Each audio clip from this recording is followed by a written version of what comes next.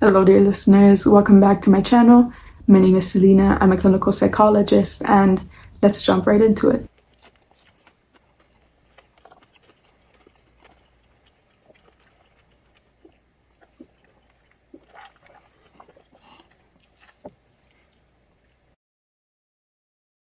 I got you some good comments.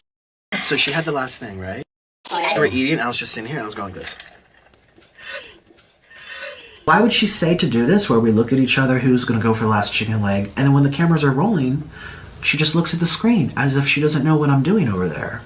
We were eating, I was just sitting here, I was going like this. Like, what the hell, man? Well, it's interesting to have this kind of solid proof in a way of what happened. And it's interesting because what Stephanie was describing, I felt as well in that moment, which was that Nikocado seemed so convinced of what he was saying that it was almost difficult for me to question whether he was right or not. It almost made me want to assume that what he's saying is right because he believed in it so much. And one of two things could be happening here. So either Nikocado in a way confused his experience with Trisha, or that idea was so present in his head and he was so convinced that that is what they were doing that he remembered it as such. And the other possibility could also be that he tried to find an excuse to why he was looking at Stephanie that way. And he did indeed lie in that situation, that he said that they had discussed it, although they didn't. So yeah, it's quite interesting, and it shows us how convincing someone can be when they're very sure of their reality. And I had actually mentioned this in my first series on why I'm scared of Nikocado Avocado, that with a person who is very confident and very sure of themselves, makes it much easier to believe what they're saying because they can be so convincing. And yeah, it's an important thing for us to remember, right? Just because a person is saying something doesn't mean that it happened, or the other way around as well. Just because a person seems untrustworthy doesn't mean that it's always wrong.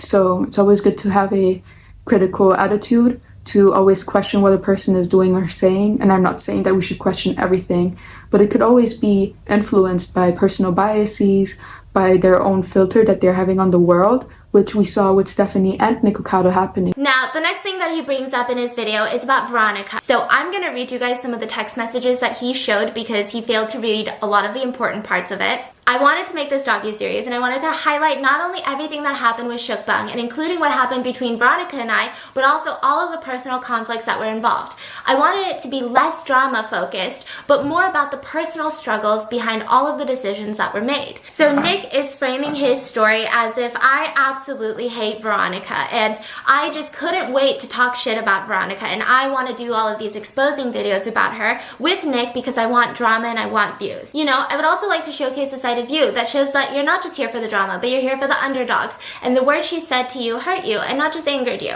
I would also like people to see a little glimpse of vulnerability from Nikocado, obviously to your comfort, just like how my perspective changed when I actually got to meet you in person. I don't know how he took this and twisted it so out of context to make it seem like I am obsessed with Veronica and I need to get an apology from her and she did me so dirty and I just will not let it go.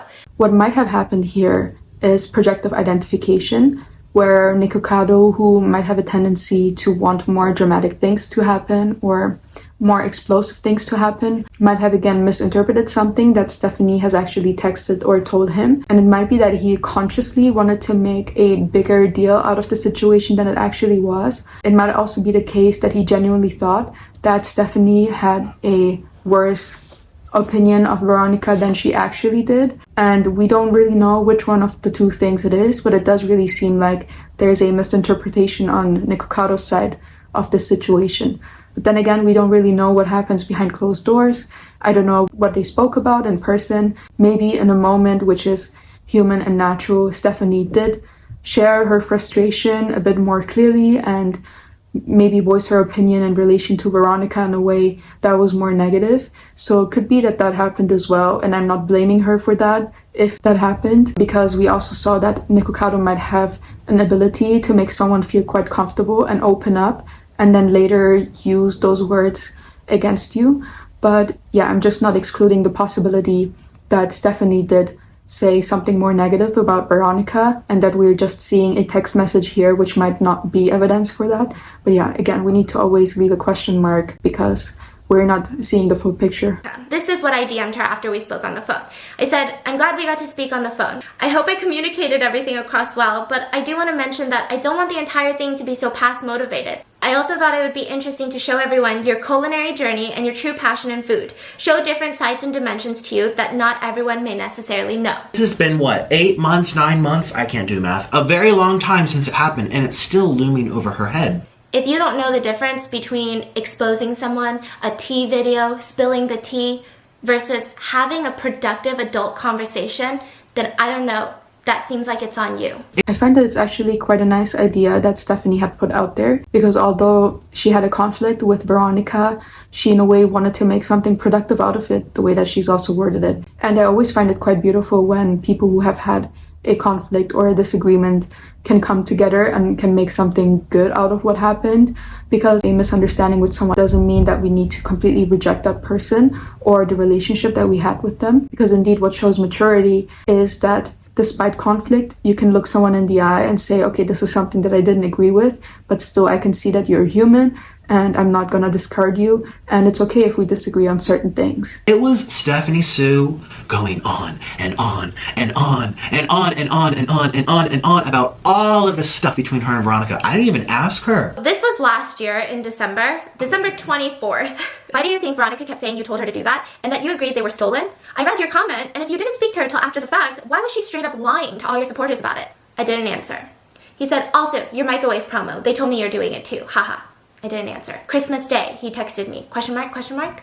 And so I said on the next day after Christmas, hey, sorry, it was Christmas today and I just wanted to spend some time away from all of this. I can't speak for Veronica, but I hope you can understand where I stand on this, and I would love to stay out of the situation since I believe I wasn't involved to begin with. But I hope you have a wonderful Christmas. Might be good to clear things up for everyone, just what I think. I know you don't want to be involved, feel so bad for you, but at the end of the day, she involved you and there's no going back. I don't want to speak for you, nor should she. And if you ignore it on your own page, your subs might feel hurt or draw conclusions. Most people do not read the comments. December 27th, question mark, question mark? It's quite difficult to believe in this situation anything else than Nikocado wanting to make the situation more dramatic than it actually is, because it seems like Stephanie is usually pointing out that she doesn't want to make it a big deal and that she wants to move on or make something productive out of it. I think this again is a very good example of their different filters and their lenses on the world, or of what can give them validation and attention in the world. Because for Stephanie, she might want to get admiration and validation through other means than through dramatic stuff.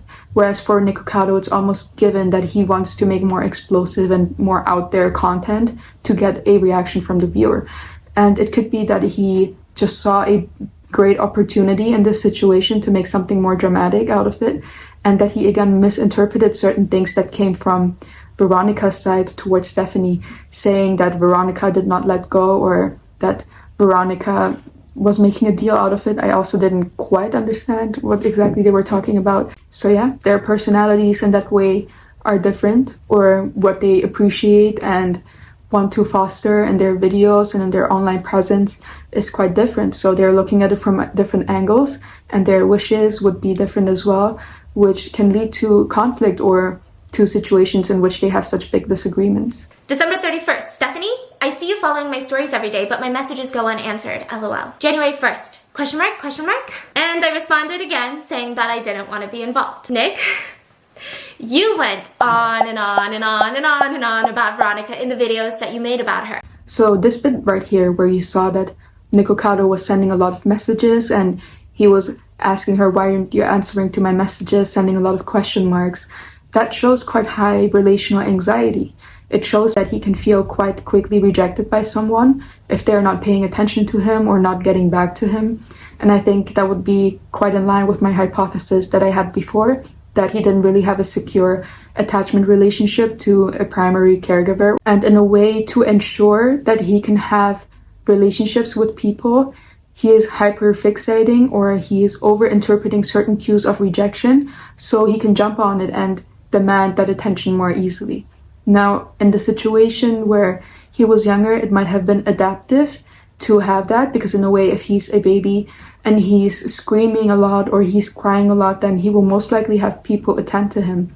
But the circumstances are different now, and that kind of attitude might actually make other people reject him more. Because it is understandable that a person in Stephanie's situation would not immediately understand that Nikocado is actually just longing for validation and for attention. It can come across as quite demanding, controlling, or assertive to see such messages, but what Nikocado is actually putting out there is a different need. He just wants to feel close to someone, but again, he's quite disconnected from that need, and he's finding strategies to demand that attention that often make other people reject him more. So definitely understandable that a person would be put off by that, because it's difficult to read the underlying message behind people's behaviors, right? We usually don't do that. We just take them by face value. You went on and on about her in my DMs. You went on and on and on about her at dinner when we first met. And you went on and on and on about her in that footage of that mukbang that you refused to release. So please, you have my full consent. This is actually also an interesting point, because it seems like Nikocado himself has a bit of an obsession with this Veronica figure. I don't know about their past, and I have gotten this impression in the previous series as well, but it really looks like Nikocado is trying to get Stephanie on his side so he can feel more assured in his opinion that he has about Veronica. And why a person is doing that, which unfortunately harms Veronica in that situation, right? Because you're triangulating someone, you are taking Stephanie into that dynamic just to make the other person feel wronged. So it does have real life consequences in someone feeling ostracized or rejected. So Nikocado's attempt would be to feel secure, but again, he's making use of a strategy that is really harmful to someone such as Veronica, who would then feel very rejected. So again, what Nikocado is unconsciously looking for is not really translating to his actions, right? Because he's harming someone else by doing that. By trying to take someone on his side, he's both involving someone who doesn't want to be involved, and also as a consequence of that, rejecting that other person who would be Veronica. So yeah, just because a person has real vulnerable needs, it doesn't mean that it always justifies their actions. And here I also want to clarify that just because we are understanding someone's behavior or where it comes from, it doesn't mean that we need to accept it or that we need to tolerate it. And I'm also talking here about myself. Just because I understand where Nikocado or Stephanie are coming from, it doesn't mean that I always agree with their actions, but it can help us to understand ourselves and other people better if we try to position ourselves in their shoes and see why is it that they're doing the things that they're doing. It can also help us in our own healing journey to understand ourselves better and our motivations. 2 weeks ago was in Los Angeles. It was still looming over her head then too, and I'm going to get into that. She's giving Veronica a lot of credit here, an opportunity for all of us to right our wrongs and dig deep into meaningful conversation, blah, blah, blah. Okay, so do I hate Veronica and I have this thing looming over my head, or am I trying to have deep, meaningful conversations and am I giving Veronica too much credit? Which one is it? Again, could be an example of projective identification, right? Nikocado having so many hurt feelings towards this Veronica figure, and him projecting that onto Stephanie, saying that it's her who has these feelings, and in a way he's trying to resolve his own issues through Stephanie as a bridge or as a triangulated person in that situation, which isn't very interesting, right? It seems like Nikocado has these things happening a lot where his own internal thoughts and his own beliefs are projected onto other people, and he is claiming that those people have these thoughts or these motivations, whereas unconsciously it is his own, or maybe he is even consciously aware of it, but I doubt that it would be consciously aware. But yeah, it's a ego defense structure, right? To feel like he's in the right and to feel like his opinion is right if he feels like other people share that same opinion. This lady has so much upset feelings against Veronica Wang, so it will come across to the viewers as you trying to bring her back to being liked by everyone again. So do I have so much upset feelings about Veronica, or am I trying to bring her back? Which one is it? Pitched me an idea to collab with me, Honey Eats, Kimmy, and herself to put on her channel. You say that I pitched an idea to you. You kind of took it out of context a little bit. February 28th, you said, hey, how are you? I'm loving your videos. Quick question for ya. I'm coming to LA either late March or start of April. Would you like to collab? And so I said, hey Nick, thank you so much for reaching out and even thinking of me. I've always been inspired by your daily posting and videos since the beginning of my YouTube journey, so I feel honored. I just think right now might not be the best timing because the drama is still a bit fresh, and I think seeing us together will just stir the pot more. I hope you understand and can see where I'm coming from. I feel like it would be a disservice to our viewers if our first videos together were clouded with everything that's happened. I hope that once the community has moved past the recent happenings, we can bring them some amazing videos together. Now, just so he doesn't try to take this out of context again, like I had mentioned, just me doing a video with Nick would make it seem like I'm taking a side in the drama, whereas me doing a video with Veronica and Nick and talking about everything that's happened with everyone that it involved, that's just having an adult conversation. Maybe we can do an epic mukbang collab with you, me, Kimi, and Hyuni. I think when it's just us two on screen at this point in time, it might stir the drama. But if we have all four of us, it'll be so insane and never done before. Let me know what you think, and we can all try to coordinate if you're down. He went on to say, what dates are Kimi in town? I'm already collabing with Hyuni. Usually when YouTubers collab, they do one video for every single person's channel. So please don't make it look like I'm just trying to get AdSense money when you're the one that reached out first. I felt that she was very self-serving. I have some thoughts about Nikocado's processes here as well, but what I just want to point out is the incredibly difficult situation of someone being in Stephanie's position, because it is very normal and understandable that she would have hurt feelings about whatever happened between her and Veronica, right? And that in a way she also wants to feel validated in her opinion, but at the same time that she wants to look past these things that happen and wants to be the adult in the situation and make something productive out of what happened. It can be quite alluring to have a person like Nikocado who is basically playing into her hurt and into that conflict that she had with Veronica before. So yeah, it's actually quite impressive that she can be so firm in her wish to not make a drama out of it and to stay away from that, because in the last series I kind of got the impression that it's difficult for her to voice her opinion and to not say no, which I mean is kind of the case for her, that she still has these people-pleasing tendencies, right? But it still seems like she can put her opinion and her voice out there. So that's really good that she can still say, I don't want to make a drama out of this. I just want to have an adult conversation and I want to have you both in the situation so I don't look like I'm taking sides. And I feel like the thing that she was afraid of basically happened to her, where she was put in a position where she needed to take a side. But it's good that she still stood firm in her wish not to make a drama out of it, although she might have not communicated that very clearly. So good that she did that. And in relation to Nikocado, what I find interesting is that he finds quite a lot of importance in him not appearing like he is reaching out to someone or he is wanting to collab with someone. And I'm guessing that comes from a place of wanting to feel needed or wanting to feel wanted. Because what would it mean if another person reaches out to you rather than you reaching out to that person? That other person is interested in you and wants to be in your proximity, right?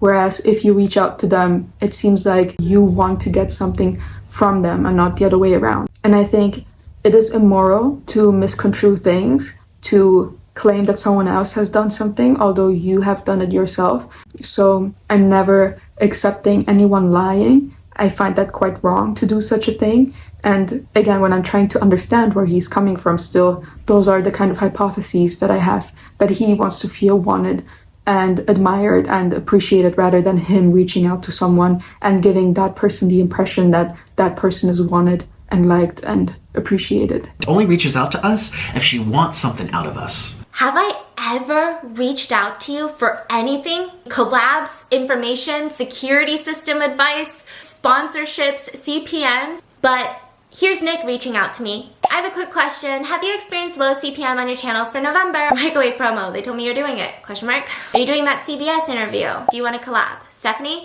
And did you put your home into a land trust? By the way, would the 8th and the 9th work good for you? Seems to have pros and cons. What do you think? Would you have felt better in a gated neighborhood? Or do you think that your property gate fence with cameras is good enough? Have you heard of Ring Security Camera? What's the name of your fancy security system? I'd like to research it. Are you happy with your home? Would you like to film together? I felt that she was very self-serving. You're the one that reached out to me. You're the one that asked to collab when apparently you didn't even like me. I didn't really like her. I didn't even know her. Yeah, I think this bit right here played right into what I was mentioning before, that he really doesn't want to come across like he likes someone else and he wants something from them. And it reminds me a little bit of school or high school dynamics. And I'm not saying that to make Nikocado feel small or unimportant. It seems like Nikocado is highly insecure when it comes to how much he is liked or wanted by someone else. So in a way, he really feels the need to put it out there and to even lie around it, just for the viewer to see him as the one who's sought after. And again, I find it quite wrong that he's lying around it. I don't think that most viewers even care too much about it, so he could have just left it. But for him to lie about it, I mean, it would make sense that Stephanie would be like, hey, actually you are the person that reached out to me the whole time. You wanted something from me, not the other way around. And you're the one that made all of these videos using my name for views, which I don't mind. And you call me self-serving because I wanted to have this big 4-way collab with you, me, Kimi, and Honey. And you go on to say, Honey doesn't like her, Kimi doesn't like her. Honey Eats doesn't like her. Kimi doesn't like her. Again, using other people's words publicly to hurt and humiliate other people. Wow, I mean, that is really quite hurtful, right? For him to say, this person doesn't like her, this person doesn't like her, just so Stephanie can feel small and insignificant.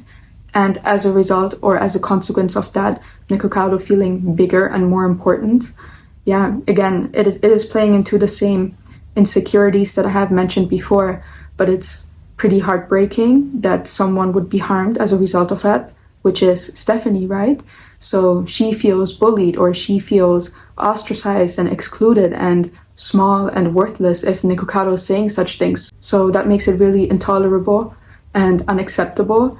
And I'm feeling for Stephanie here. Alright everyone, so much for this episode. Let me know what you thought about it in the comments, and don't forget to leave a like and subscribe to my channel if you want to see more videos like this one. It definitely helps me out a lot.